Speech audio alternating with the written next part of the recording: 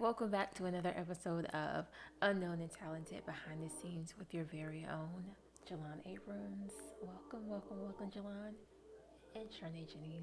I was What's about to say, poppin'? we are too far into this thing that you forgetting to introduce yourself. But yeah, we're gonna introduce my wife, Charnae Janice. Charnae Abrams, that's what I like to call her now.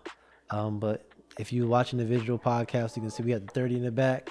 This is not the 30th episode. This is my wife's birthday. Yay! Happy birthday, baby. Thank you, How thank you how you you. feel hitting that 3-0? I like to thank God. I had to thank my mama, my daddy. I had to thank my husband for my balloons. Um, more life. I feel Yeah. good. And then to let y'all know her birthday was a few days ago, so that's why if y'all watching it, the O's a little hurt, but hey, it is what it is. So you did turn 30. I think a lot of people, especially our 90s babies now, are all turning 30. They try to run away from that 30, but you only been 30 for a few days. How do you feel? I've been excited. Just seeing so many of my classmates that I went to undergrad with, that I went to high school with. Like you said, we're all in that space of turning 30, and just all the fun, like photo shoots and cakes. And wait, I picture my cake in here. Just all the fun things. I think we've been taking it on. Our generation has more than less, at least what I've seen, a positive connotation with this year, like this season, becoming grown. Um, we know that 20s, it's a beautiful season, but then you get to take all of your knowledge, all of the wisdom, and it's like when I think about if I knew what I knew now at 20 and could utilize that in a full decade, like knowing what my life will look like in a decade, like I'm stoked to be 30. Mhm. Like it's gonna be such an amazing space of growth. All of the like endeavors and just spaces that I'll get to lean into. So yeah, I'm embracing it. I love being 30. Wouldn't go back. Only going forward. So That's good. I like that. It's funny. I'm a little different when I was 30 because I was single at the time when I turned 30. I think the one thing that was different is also the dating apps. So I was used to seeing 29, so you can still, mess with the 20s. When you turn 30, it's like, wait a minute. Like, you can mess with the 28s. That's probably it. Like, you gonna go lower than that because now you're a creep. So, but that was, rough out here. but this is about you. So what else have you learned or what are you looking forward to change now that you are 30? I think turning 30 for me is this space of leaning into all of these changes. There are, the changes that we love, like, the monetary changes, the growth, that's when you start making, for some of the most money you've made, and really leaning into that endeavor, thinking about starting a family in my 30s. There's so many things that we want to do business wise and investing that will happen in my 30s. Simultaneously, there's also the nuances, or maybe not even nuances, but just the lessons that you'll start to learn growing and adjusting, getting older too, because the way you look at life changes as you get older. It's all the things, right? Like music I used to listen to, stuff I used to watch, how that stuff is. I'm just like, this is so silly. Like this is so goofy. Like it's embracing all of that. That like things that used to entertain me don't entertain me, and things that I used to love I don't love anymore. Things that used to feel good to me don't feel good to me. Things that I used to eat that felt good. Think like all of those things change. Mhm.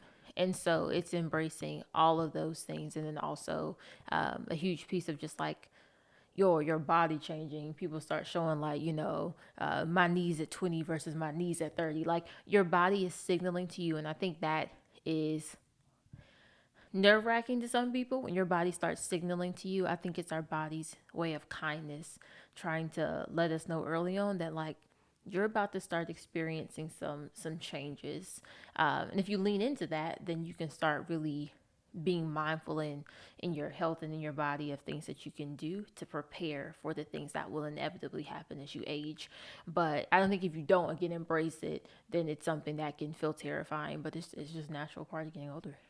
Yeah, yeah, it's crazy for me, just especially watching like my classmates like from high school and college and now it's just seeing the change because you think about yourself being in high school, you're immature, you can eat whatever you want, you running up and down, you're doing all this kind of sports, and then now it's like you're so focused on working and being an adult that you don't really have time to really take your health seriously. Like we don't even we're trying to eat the same way as we ate as younger, but now being a 30 plus, you can't eat that same way because our body doesn't move like it did when we were younger. And it also does it like our metabolism slows down, but also we're not as active as we were when we were younger. Everybody was in some kind of sports.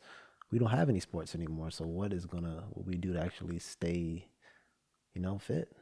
Everyone adapts differently, I think, to aging, and it's funny because you spoke to like, oh, everyone was in like sports or activities. Some people wasn't.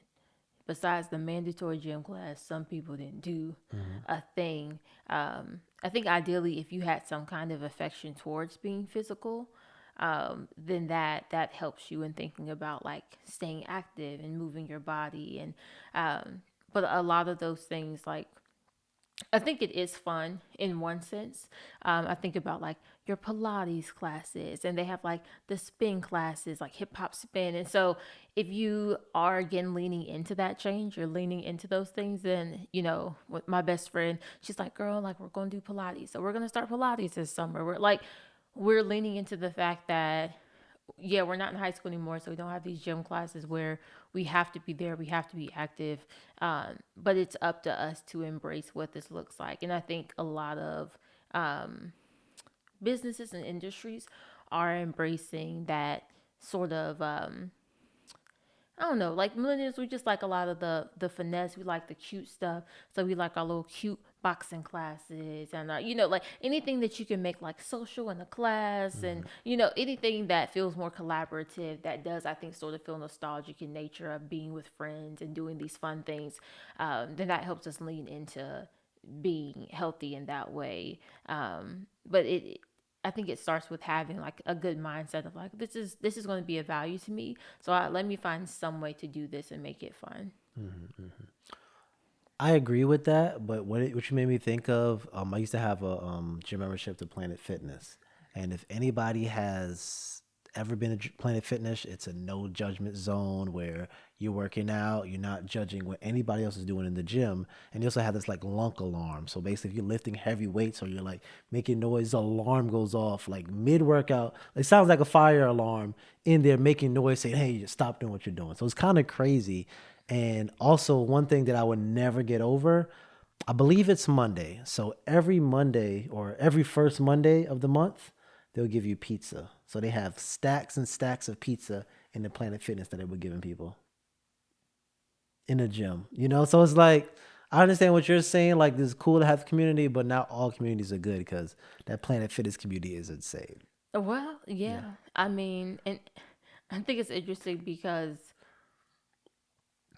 if you're like genuinely committed to your fitness, Hmm. then yeah, like you are, right? You're Hmm. very intentional, adamant about it. So you're gonna be like, absolutely not. But I think about people who feel like a lot of like shame or like guilt or anxiety about even stepping into a gym, and I think they're sort of marketing towards like that kind of vibe. Ultimately, does it work out? Do those people stay fit? I don't know, No. but I think it's interesting. Everyone has like different sort of um, fitness that they're leaning into. Hmm. From those who are super dedicated to their craft of fitness, to those that are like, you know what, let me just sort of ease into this. Let me figure out what that looks like. I loved when it was the height of like the Zumba and the dance classes because Mm. I love to Yeah. dance, right? And Yeah. like my mom and I always used to joke because we would just put music on and dance around. We'd be like, "That's our workout for the day." Like we'd be cleaning and dancing, and it's just still a way to be active. And so I think there's something for everyone, just depending on how you like to stay physical. But to your point, you do have to have some dedication to it. So Okay, so thinking about the Zumba and like dance period, what I think about is dang, what's that movie called? Nick Cannon, Christina Milian, Love Don't Cost a Thing. And I uh, think about like that DVD. So did you ever like do any workouts with like the DVDs or anything like that? I did. So my mom had all of those. Basically exactly like the scene in the movie where dude is in like the little onesie thing and he had on like the little tight shorts and it had like the little I can still hear it in my head and it was like a little step stool and we'd be sitting there stepping and I honey, you couldn't tell me nothing. I was so fit. I was having a great time. I was still doing that. Somebody found me that man. He had an accent too. It was so funny. That's funny. That's Yeah. hilarious. I've never done that. The only thing I've done is P90X, and that was insane. Yeah, that was insane. Cause I didn't even buy it. I bootlegged it. Hey, listen, it is what it is. That was the era was in. But yeah, I bootlegged it, and just like that was insane kind of workouts. But moving back into like the fitness thing. When did you? Because it sounds like you are definitely at least conscious of being health wise, right? So when did you actually have you always been that way, or was it a shift that happened to you that made you say, "Hey, I need to be healthier, take my health serious"? I think being active in my younger years, um, there was always like a certain level of enjoyment for at least certain things. Like even now, I'm not necessarily inclined to like go into the gym and lift weights, but I ran track and so like I love running. Um, Hold on, were you nice? oh, shh, no, but no, I was really good at the high jump though. Okay, But yeah, but it was just good being able to like run. I love the like sound of like the cleats hitting the track. I mean, it was such a vibe. So I loved running. Like I said, I love dancing. So I was on dance team. Like I mhm, very much figured out that there were certain spaces of exercise that felt natural to me. It didn't feel like a chore.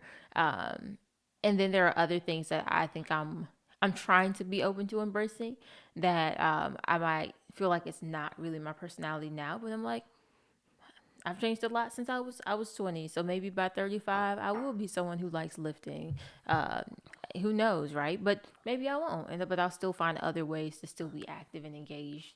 But I want to be open to whatever that looks like. So I think having that space of being young, being active, being engaged, I always had a level of awareness.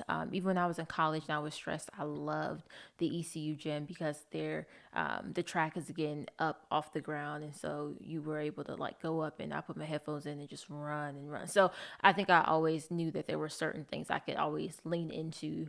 Um, that I preferred doing. Even then, my friends was over there like, girl, I want to be on the treadmill and all of that and da da da because they were doing other things. And I was just like, yeah, that's cool. I'm gonna put my headphones in. I'm going to the track. So, mhm, um, yeah, I think there's always been a level of awareness. I think moving into 30 again, your body starts letting you know in many ways that it's changing. mhm, And so all of that becomes more prevalent. Like, this is the only body I have. So I think it just hits you as you get older that like I don't get another one, nor do I want another one. I don't want any replacements or any of that. mhm, I want to do what I can with what God has given me to the best of my ability and hope it sustains me. mhm, mhm. Okay. What about you? I was waiting. I was like, I'm so listen, I'm sorry. What asking questions. We what supposed to be going about you, back and Jelan forth. You gonna give Abrams? me a full sentence? Jelan Abrams, what about you? What's the question? You just asked it. Um, for me, it was I've definitely was into sports probably all the time. Always played basketball, always played in front of the house. But then once I got older, I got to a stage where I really didn't do anything. I was mainly just making beats, sitting down all day, and I had like I don't know exactly what it was called. I looked it up. It's kind of like sciatica, but they said it wasn't sciatica. That's kind of like basically the left side of my leg was so like not numb. What kind of word? Like kind of tight. So tight I couldn't even sit up straight. I had to lounge. Like I couldn't walk. It was very crazy. So I decided to go to a physical therapist, and basically what he was telling me that since I'm sitting down all day, I need to, be active. So I started rolling. I started slowly working out, slowly doing things. And I was like, I'm too young for this. Cause I was at least, let's say, probably 25 or something like that when that happened. And I'm just like, I'm too young to be in this much pain. So ever since then, I was just like mainly trying to work out. I wasn't like super consistent in it, but at least I was doing it a little bit. Cause also my sister Kai, she played basketball, and I was working out with her, but not really doing anything myself. So I just said, let me slowly start getting into it, and then that kind of got me back into at least being in some kind of shape. Because if that never happened to me, if I never had that tightness in my leg, listen, I'll be a big boy right now. I think with your metabolism, you would probably be a big boy. Whether your parents are pretty slender, but Yeah, but still, if you don't like, cause for me, I don't know. I just like to eat, and I like to eat a lot. So I just feel like if I did not continue like doing anything, like, can you think about like 25 to now 32, I wouldn't be the shape I am right now. Like, yeah. it would be no way.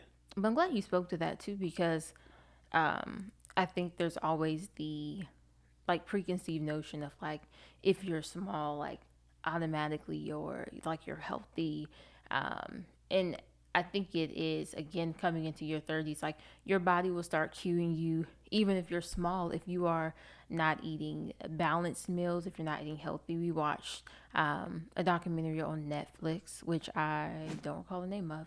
Something about your gut. Yeah, y'all can look it up. Hey, we're not. We'll put it in the notes. Cool.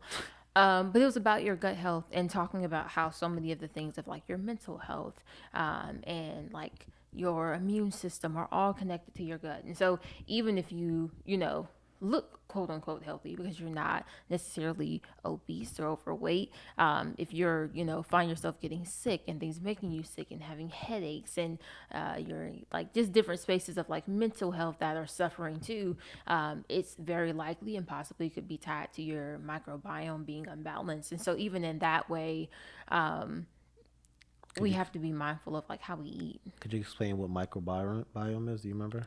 So microbiome is it's the understanding of the like different bacteria that your gut needs to stay balanced, and you want to have a really healthy and balanced microbiome because that's going to give more support for your immune system, for your mental health, for all those spaces. If not, if you're not eating balanced meals, if you're not eating enough veggies, if you're eating a lot of processed foods, then the effects of that can cause different gut issues, can cause different mental issues, focus issues. Then, they can come into play. And the interesting thing about this documentary is that everyone had different ways that they weren't necessarily having a balanced or healthy diet for one reason or another. And so within that, they all look different. So again, Yeah. thinking about someone being smaller, someone being heavier, like the impact that it had of their microbiome not being, maybe fully in balance, or the way that they were eating looked differently. And so it's like a very personal thing of understanding what that even means. Yeah, yeah, because the show really broke down different forms of eating. So they had a bigger woman on there. They had a guy that was into, the hot dog challenges where you're eating like 50 hot dogs in a standing. They had him there. They had someone that also had problems eating. Like she had like, wasn't like she like not anorexic, but she just didn't eat at some points, right? Yeah, she Yeah. she did. She had struggled with I believe anorexia. Yeah. Um, And then they had another person. I'm not really sure what was up with her, but she just couldn't eat nothing really. yeah, she had just gut issues where she couldn't eat. Her stomach wouldn't tolerate very much Yeah. from again years of not eating balanced meals. That it got to the point where like she just couldn't have Anything. yeah Yeah. really anything. Yeah, So because the interesting thing about it, it just they had them on their mind. What is that thing called? I don't know the names of this stuff. They had their mind under that's gonna some. be a lot of Okay, questions. all right.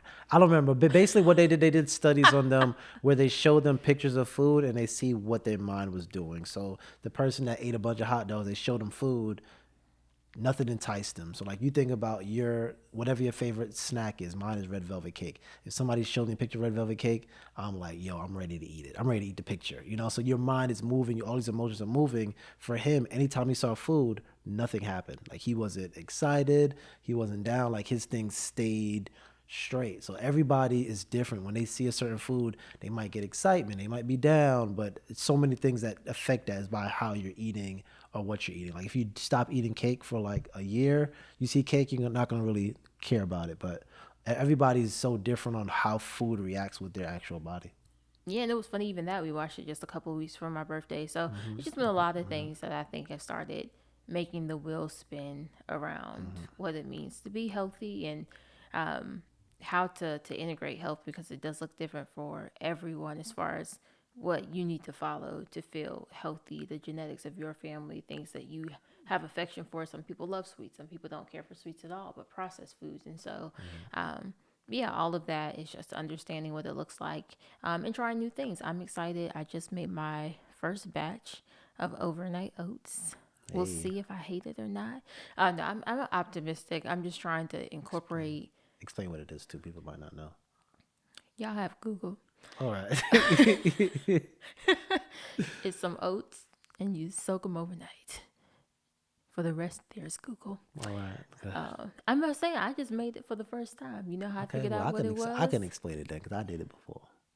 Google, So all Pinterest. overnight oats is gonna be oats. So like for example, you eat oats in the morning, you heat it up in the microwave, heat it up on the oven, I mean on the stove, and then you eat it. So overnight oats are kind of the opposite of that. You make the same oatmeal that you're gonna make, but instead of heating it up, you're gonna put it in the fridge. And then once it's in the fridge, it's gonna soak overnight, and you can eat it just like that. Or if you want to heat it up, you can do that as well. But it's totally up to you. But continue. She made her first overnight oats. I did. That's all. I'm trying new healthy things. It might be nasty. I don't know yet.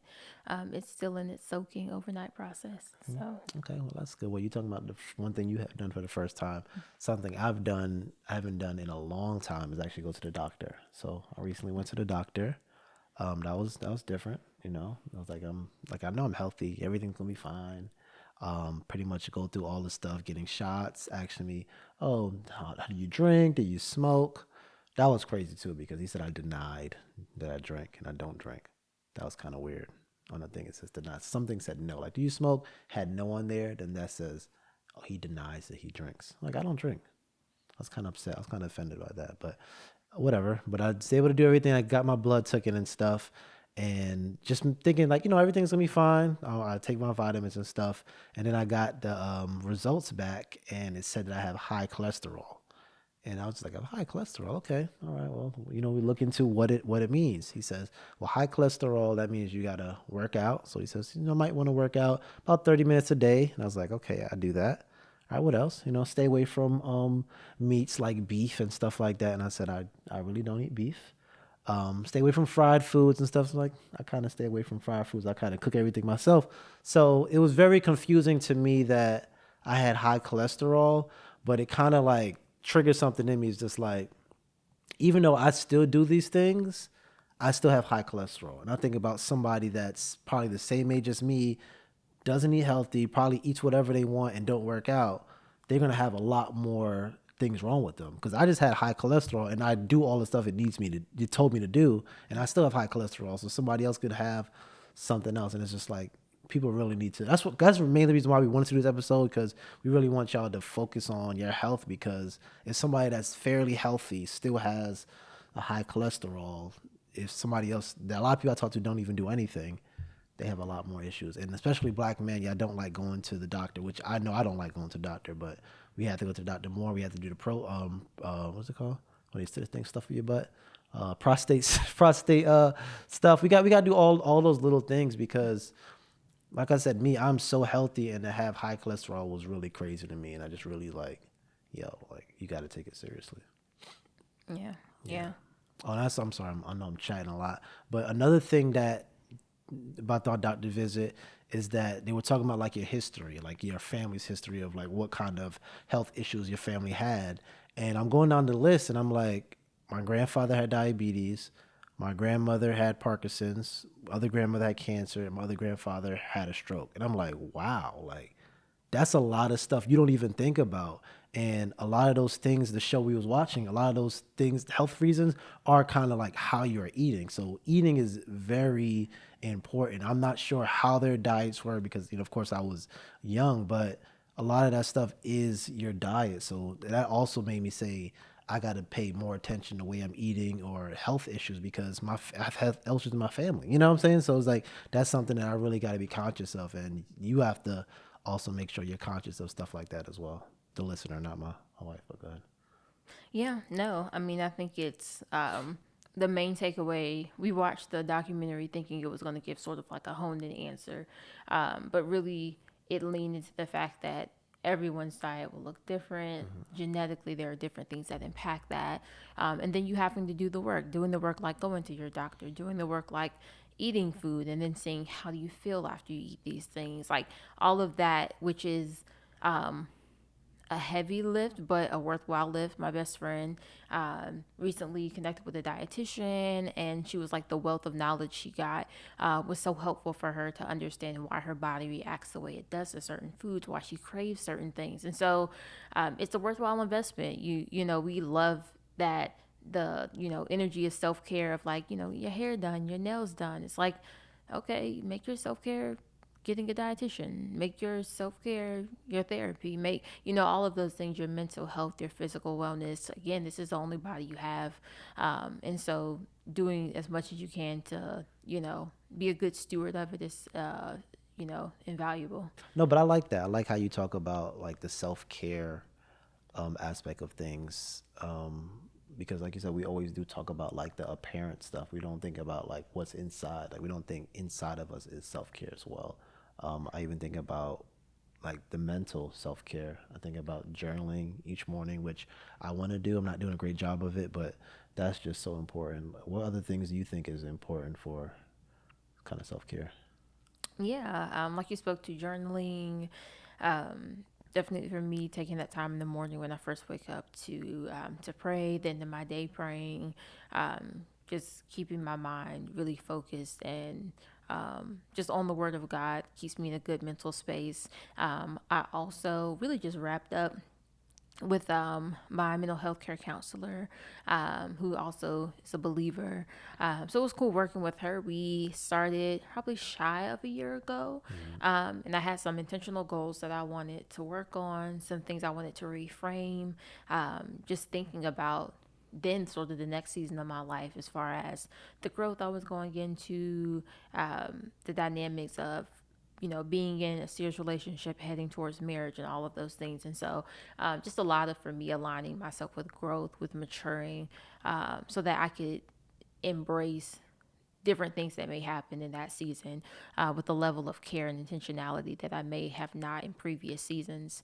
And I think it's awesome. I think more and more people are trying to eliminate that stigma about mental health care and about therapy, and feeling like, you're just going to be in this roundabout. I think it was cool. We got to this place where she's like, yeah, like, we go through, we check off the goals as far as these are things you said you wanted to focus on and work on.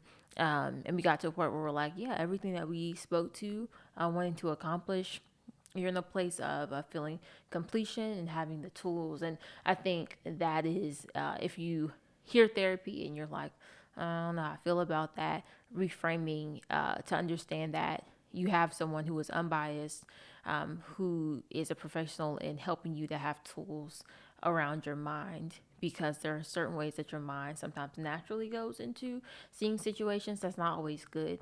And so having a toolbox of different ways to just analyze a situation, think about something, helping you to have peace.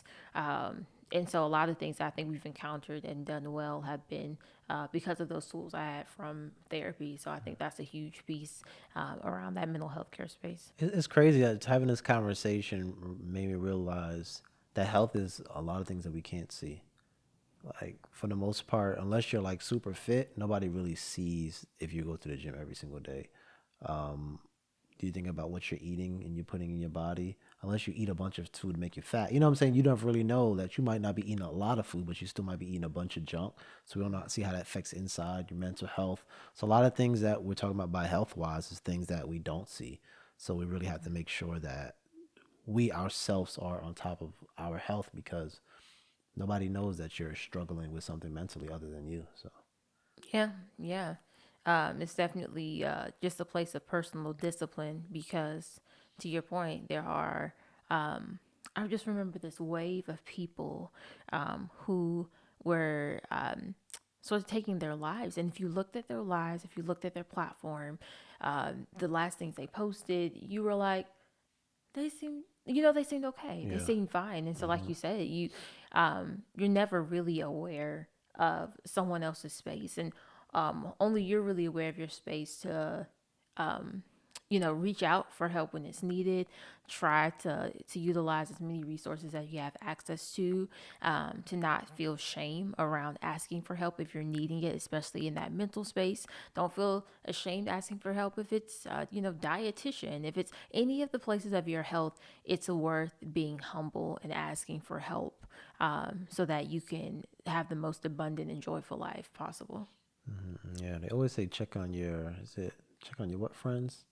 You're strong Your friends. strong friends, yeah, because they the ones that's struggling behind the scenes. So yeah, yeah, that was deep. That was deep. Yeah, that definitely is crazy. The people that have done that, all their social media is nothing but smiling, and they got so much different things, but you don't know what they're going through.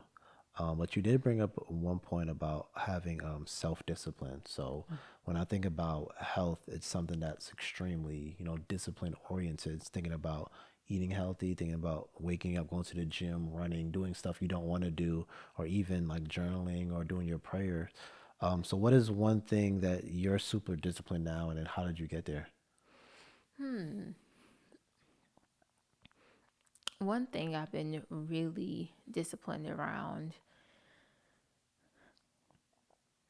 in regards to my health, I would say, I think the mental aspect. I'll Okay. say that's the thing I feel the most disciplined in. Diet, I'm still learning a lot about my body because it moves a lot differently than it did even just a year ago. Mm, But I think mentally, coming into 25, I understood that my life was starting to look different. I was having opportunities I didn't have before. So I leaned into and had been blessed to hear from different people that were encouraging and just highlighting the value of mental health care. So that was something that I heavily leaned to, whether it was me being in therapy, whether it was my journaling, my writing, making sure I spent my time devotioning in the morning, praying in the morning, spending very limited time social media, not mhm, starting my day. Was like there's certain things that I'm very intentional about for the work that I do, to stay focused, to stay positive, to stay motivated, so that I like can maintain and I can feel immediately out of balance if I even slightly shift that cadence. I can tell, and it's a lot easier to get back on track because you're human. You'll have times where you'll look at it and it's like, what? It went up by how much percent? And it's like, okay, I need to get back focused. What was going on this past week that I got sort of out of whack here? mm, mm. So I think that's been the strongest thing for me. I value very much my mind, and having a sound and righteous mind. So I early on was like, I want to play about that. I think for me, it was definitely my diet. I think that's probably the one thing that I would say that I've been sticking to. Because I have been on and off with the gym, so I can't say, the gym, but definitely diet. Cooking. I cook a lot. Even getting you into cooking a lot. Not that you didn't cook a lot. No, I don't want to say it like I don't want to say it like that. But you used to eat out a lot. So she eats out less. I was Oh burning. my I was gosh, burning. Don't let that man fool y'all. you was Chef Boyardee.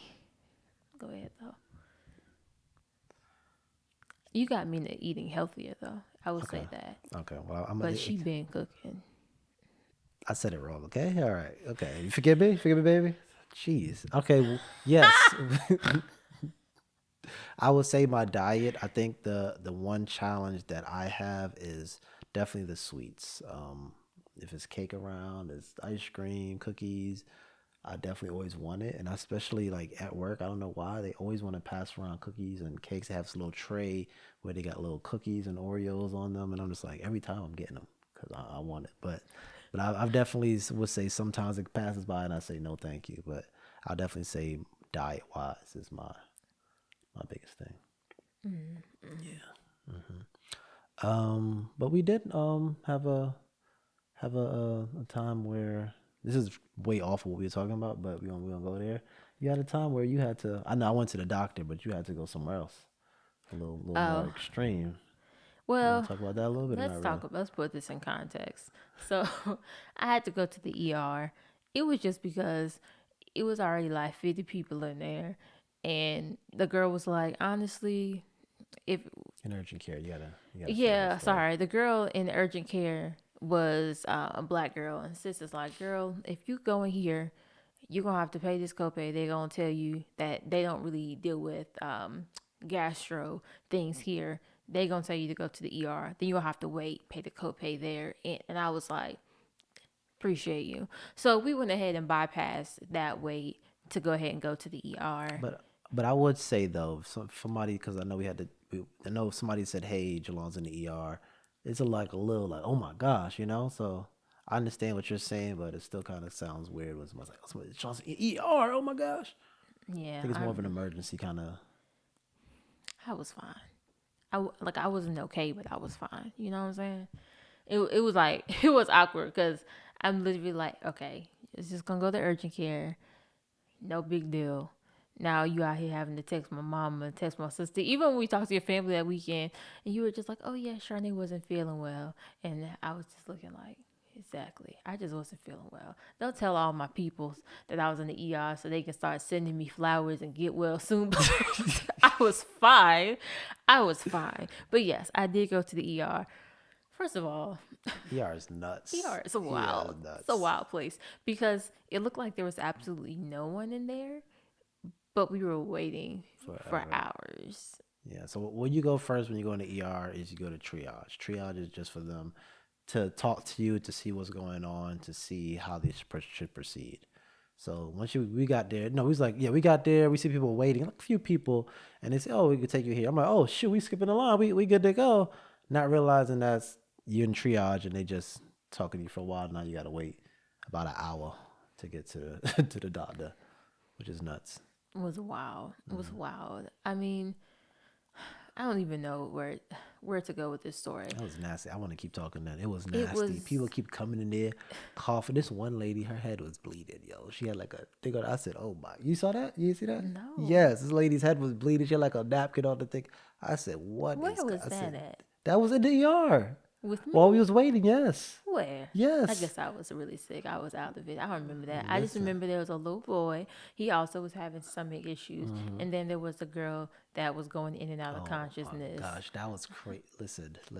If you're going This in sounds and much out of more dramatic than consciousness, go to the ER, okay? The girl coming in, oh, my friend is outside. She's going in and out of consciousness.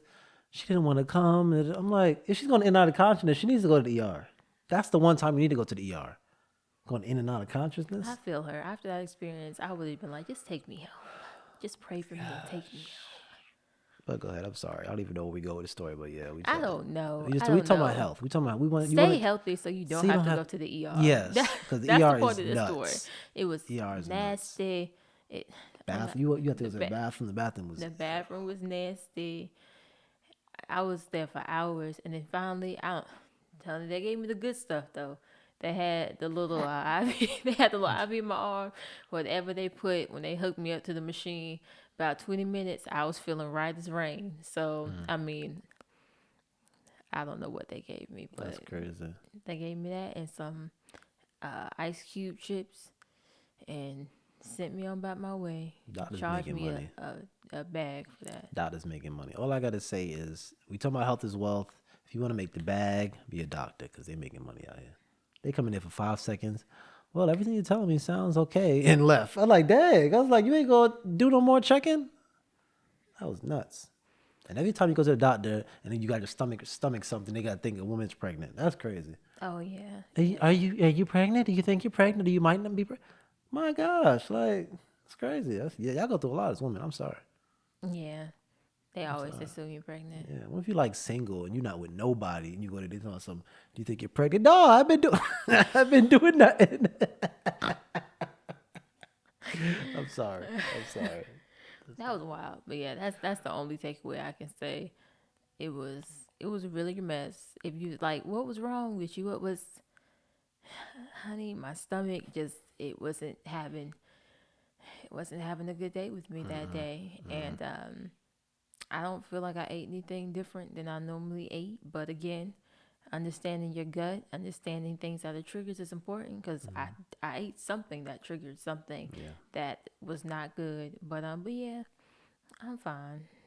And honestly, I feel like at the urgent care, they probably could have gave me some strong Pepto Bismol or something like that. But it's fine. They just wanted to. I think they didn't want to add nobody else to their waiting list because it was packed in there, and the urgent care really was. I'm saying it wasn't really packed. It was just, I don't think It it's was just packed. limited. It was like no seats in there. It was all these people, Oh, a bunch of old the people. urgent care. Yeah, yeah, yeah. The It urgent was care was real packed. packed, so we would have been there for hours too. Yeah, yeah. I'm not doing. Yeah, I went to the ER one other time, but even that was nuts. I'm like, I'm never doing this again. But I forgot that I went to the ER until I went back with Charnae. I'm just like, yeah, I'm not going back to the ER. Remember that time I cut my finger? You said you might want to go to urgent care. Good thing we didn't. I've been so pissed. I'm glad we didn't. Yeah, In retrospect, now after like I hadn't been to the urgent care when I hadn't been to the ER when I made that suggestion yeah, to go yeah. to the Cause you're gonna be urgent sitting there. care. Your hand gonna be bleeding. You just gonna be sitting out there. But by the time they get to you, your hand ain't gonna be bleeding no more. Like you gotta have. It's like somebody had to cut your finger off for them to come look at you. That's the only way. Cause you gonna be sitting out there all day. It was ridiculous. Yeah.